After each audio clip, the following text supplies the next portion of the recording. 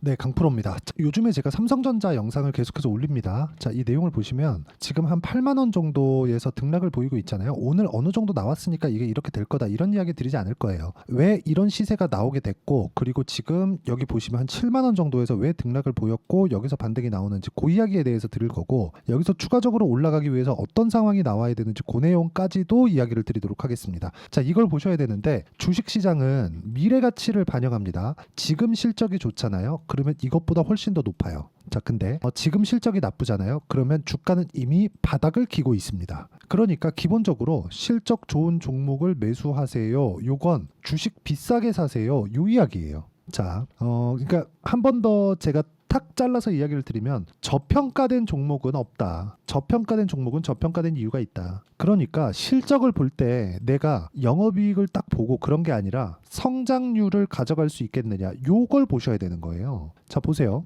그걸 증명하는 게 삼성전자 실적만큼 잘 증명할 수 있는 게 없겠죠. 자, 내용 보시면 21년도 초에 삼성전자는 고가가 나왔죠. 96,800원. 여기 고가 딱 나오고 나서 쭉 빠진 겁니다. 근데 21년도가 가장 높은 실적입니다. 직전 5년치 실적을 봤을 때 19, 20, 21, 22, 23 이렇게 봤을 때 그렇잖아요. 27조 영업이익, 그리고 35조, 51조. 그럼 27조에서 51조면 거의 2배 뛰었잖아요. 19년도부터 21년까지. 근데 주가가 빠진 건 딱 21년 시작하자마자 여기부터거든요. 그러면서 쭉 빠져갖고 22년 거의 한 8월 9월 정도에 바닥 찍고 돌기 시작했습니다. 이때 수많은 이야기들이 나왔어요. 야, 금융위기 터진다. 금리가 이렇게 이제 금리 난리 난다. 그래갖고 나온 결과가 어떻습니까? 금리는 난리가 났죠. 실제 5.5%. 그렇죠. 이때까지만 하더라도 금리를 막 0.75%씩 계속해서 올렸으니까 22년도부터 시작해가지고, 그러니까 주식시장은 그 상황을 먼저 반영을 한 겁니다. 이때 삼성전자 가격대가 5만 원대예요.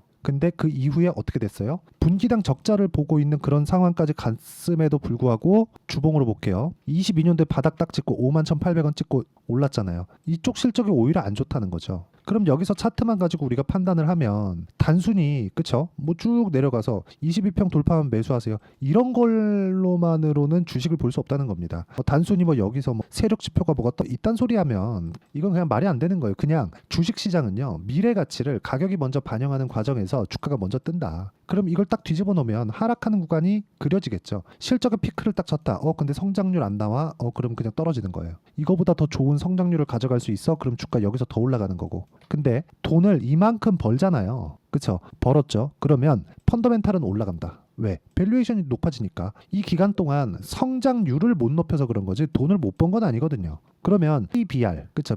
자산 가치는 계속해서 늘어나는 상황이 나오는 거죠. 주식은 이것의 반복입니다. 그런데 이 고가 돌파하는 구간에서는 뭐가 나옵니까? 여기 성장률이 나오는 거예요. 그러면 삼성전자 같은 기업이 성장률이 나오기 위해서 지금 뭐 해야 돼요? HBM 나와야지. 기존의 D램에 대한 부분은 이미 다 반영이 되어 있잖아요. 이제 7월 첫째 주 되면 실적 나올 겁니다. 실적 나올 건데 그 실적 잘 나올 거예요. 지금 반도체 경기 굉장히 좋습니다. 근데 그 실적 기준에서 우리가 봤을 때도 HBM으로 인한 실적이 발표돼야 여기까지 갈 수 있는 겁니다. 그 구간을 어떻게 잡아야 되는지 오늘은 그 이야기를 드릴 겁니다. 단순히 오늘 이렇게 돼요, 22평 어떻게 돼요, 이런 이야기 드려봤자 하루 영상 보고 조금 괜찮나 하고 마는 거예요. 이 구조에 대해서, 원리에 대해서 파악하고 아는 게 중요합니다. 그러기 위해서는 제가 어떤 식으로 이 그 매매 구간을 잡고 있는지 공략하는지를 보셔야 돼요. 자, 첫 번째 보면 두산 에너빌리티가 있습니다. 올라가는 구간에서 공략을 하죠. 물린 것 같죠? 다시 올라옵니다. 그렇죠? 자, 무슨 얘기냐? 올라가는 구간에서 매매를 꾸준하게 이어가야 된다는 게 중요하고,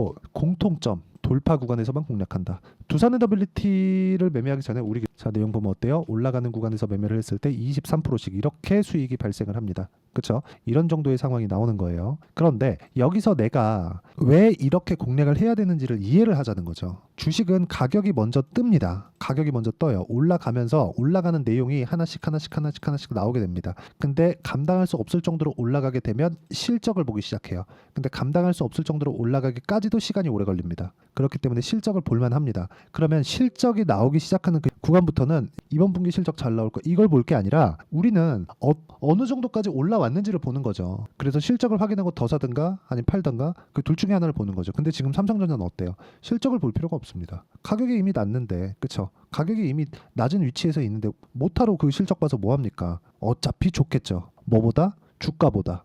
그쵸? 굉장히 좋아진다, 어느 정도 나왔다, 이게 문제가 아니라 주가보다 실적이 잘 나오느냐, 그게 중요한 거예요. 지금 주가가 평가하고 있는 가격대는 여기까지인데 실적은 이거보다 못 나오잖아요.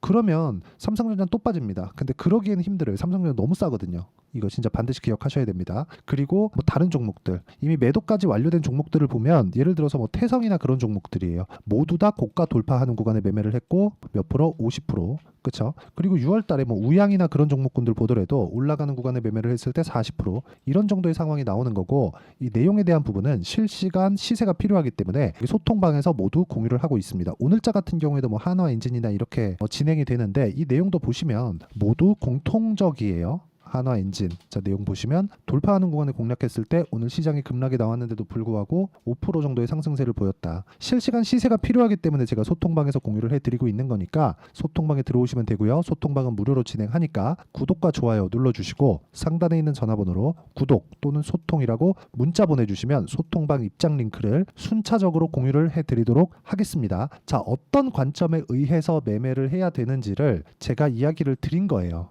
그쵸? 어떤 관점에 의해서 매매를 해야 되는지를. 그리고 이 내용에 맞춰서 우리가 삼성전자를 보잖아요. 그럼 명확하게 보이는 게 있습니다. 일단 전 삼성전자는 매매하지 않습니다. 그런데 삼성전자를 보는 이유는 삼성전자가 움직였을 때 다른 종목군들이 뭐가 다니겠느냐. 예를 들어서 마이와 같은 그런 종목 오늘 또 올랐어요. 삼성전자가 이렇게 안 빠지고 올라간다는 건 실적에 대한 기대감보다 HBM에 대한 퀄 테스트를 통과할 수 있다는 기대감이 지금 존재하고 있다고 보시면 됩니다. 거기에 맞춰서 하이닉스는 오늘 큰 폭으로 떨어졌어요. 그렇죠. 한미반도체도 뭐 크게 떨어진 건 아닌데 2.7% 정도 떨어졌고, 그러니까 이런 부분들이 다 복합적으로 작용을 하는 거예요. 이걸 가지고 우리가 삼성전자에서 HBM 성공할 것 같은데 이런 생각을 갖고 있는 게 아니라, 삼성전자에서 HBM을 통과하지 못해도 지금 가격이면 할만하다. 근데 앞으로 통과하지 못했으니까 통과할 것이라는 기대감을 가지고 있는 거죠. 그랬을 때 삼성전자 관련된 HBM 관련주를 공략했을 때는 DI 같은 이런 종목을 공략할 수 있는 거고, 오늘도 10% 상승세가 나왔습니다.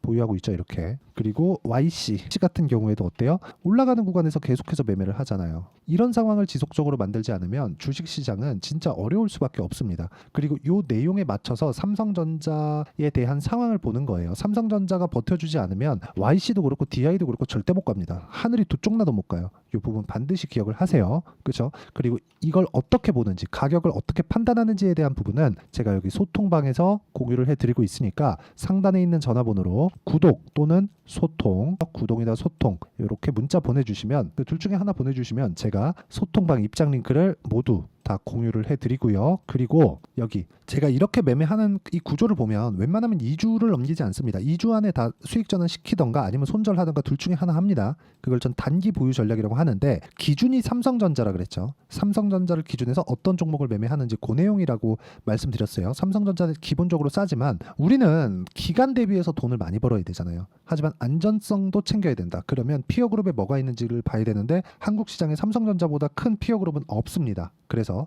여기 삼성전자를 기준해서 관련돼 있는 종목들을 어떻게, 그러니까 어떤 식으로 단기로 보유할 건가, 2주 안에 수익 전환을 시킬 건가, 그 이야기입니다. 그리고 요 내용에 맞춰서 제가 삼성전자와 그리고 YC나 DI 같은 종목들을 단기 보유 전략을 활용해서 실시간 타점을 제가 문자로 공유를 해드리도록 할 테니까 상단에 있는 전화번호로 삼성전자라고 문자 보내주시면 단기 보유 전략과 실시간 타점을 함께 공유를 해드리도록 하겠습니다.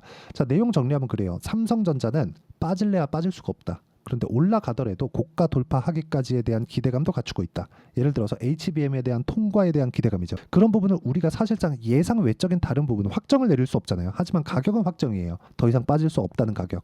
그렇기 때문에 관련돼 있는 종목들을 매매했을 때, 삼성전자를 기준해서 관련돼 있는 종목들을 매매했을 때 꾸준하게 수익 구간을 지속적으로 만들어갈 수 있다는 점이 중요합니다. 이 부분 반드시 기억하시고, 어떤 식으로 판단하고 분류를 해야 되는지 제가 다 이해를 시켜드리도록 할 테니까 영상 끝까지 시청하시고요. 모든 분들이 성공 투자하셨으면 참 좋겠습니다. 자, 24년도가 돼서도 시장은 여전히 어렵습니다. 자, 근데 시장은 항상 어려울 거예요. 앞으로도 계속해서 어려워질 겁니다. 자, 근데 제가 매월 대시세 종목을 구독자분들에게 공개를 합니다. 자, 내용을 보면 12월 달에 실제 공개를 했었던 강프로의 대시세 종목에 대한 내용인데, 대기업을 상대로 안정적인 매출 구조를 가지고 있고요. 그리고 현재 주요 거래처는 삼성전자, 인텔, 하이닉스, TSMC, 해외에 반도체 관련된 기업이라는 걸 알 수 있죠. 그만큼 1월 달에 제가 보고 있었던 종목은 반도체 관련주라는 걸 알 수 있습니다. 공개를 해드리면 이 내용입니다. 여기 어보브 반도체, 그쵸? 실제 제가 거래한 내용을 공개를 한 거고요.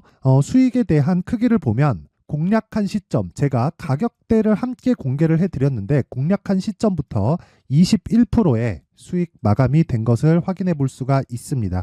자, 근데 지금도 마찬가지입니다. 지금은 어떤 이슈가 있을까요? 2월 달에 발표한다는 기업 밸류업 프로그램이 있죠. 근데 그걸로 인해서 지금 2월 달에 발표한다고 이야기가 나온 상황이고요. 무엇보다 우리가 생각해야 될 내용은 한 가지입니다.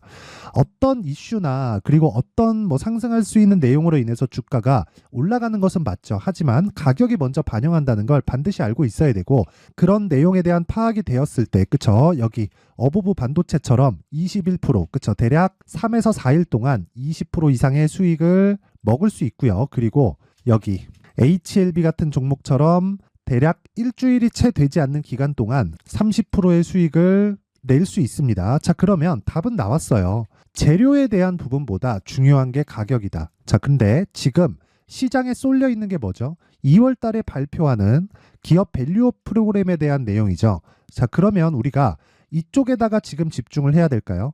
그 내용을 한번 보겠습니다. 기아차의 차트를 보면요. 1월 24일 날 정부단에서 입김을 불어넣은 이후에 시세가 강하게 발생한 것처럼 보이지만 애초에 12월 달부터 신고가를 달성했다는 걸 확인할 수 있습니다. 자, 그러면 우리가 스케줄을 따져봤을 때 우리가 어디를 봐야 될까요? 4월 달 총선을 봐야 됩니다. 드디어 때가 온 거죠. 4월 달 총선이 끝나면 그 뒤엔 뭐가 있죠? 대선 전국으로 들어갑니다. 그러면 우리는 4월 달 총선부터 시작해서 대선까지 이어질 수 있는 종목을 찾는 게 정말 중요합니다. 그게 정부 정책의 방향과 그리고 스케줄에 맞춰서 가는 거예요. 정치적인 상황에 따라서 주가가 움직이는 걸 우리는 수도 없이 많이 봐왔기 때문에 스케줄에 맞춰서 가는 게 지금으로서는 답이 될 수 있습니다. 그리고 무엇보다 어느 정도의 시세를 내는지 그 첫 번째 단계인 상황을, 그쵸? 제가 12월 달 밝혀드렸었던 대시세 종목으로 이미 공개를 해드렸기 때문에, 그쵸? 어떻게 제가 매매를 했는지까지 다 보여드렸습니다.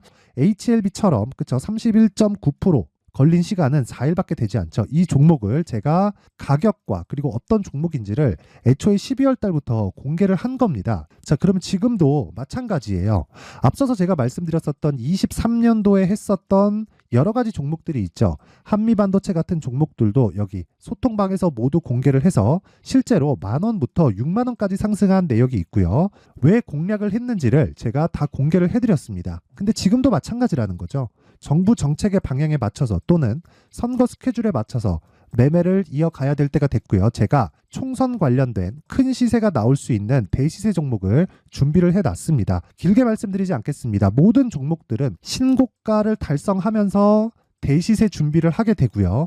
신고가를 공략했을 때 내가 시장에 주도주를 잡을 수 있는데 지금은 총선에 집중하는 게 맞다. 그래서 총선 관련된 그리고 대선까지 이어질 수 있는 종목을 준비를 해놨는데 지금부터 준비를 하셔야 나중에 고가에 올라가서도 꾸준하게 매매를 이어갈 수 있습니다. 자꾸 막 손절하고 매매하는 과정에서 너무 어렵다 하시는 분들은요. 이 종목 딱 받아가서 큰 수익 내셨으면 좋겠고요. 이 종목은 상단에 있는 전화번호로 대시세라고 문자를 보내주시는 분들에 한해서만 제가 총선 그리고 대선까지 이어질 수 있는 종목을 공개해 드리도록 할 테니까 상단에 있는 전화번호로 대시세라고 문자를 보내주시고요. 그리고 구독과 좋아요 꼭 좀 부탁드리겠습니다. 시장은 정말 어렵습니다. 자, 그래서 모든 분들이 성공 투자하셨으면 좋겠고요. 기본적으로 가격에 대한 파악을 하면서 큰 수익을 내셨으면 좋겠습니다.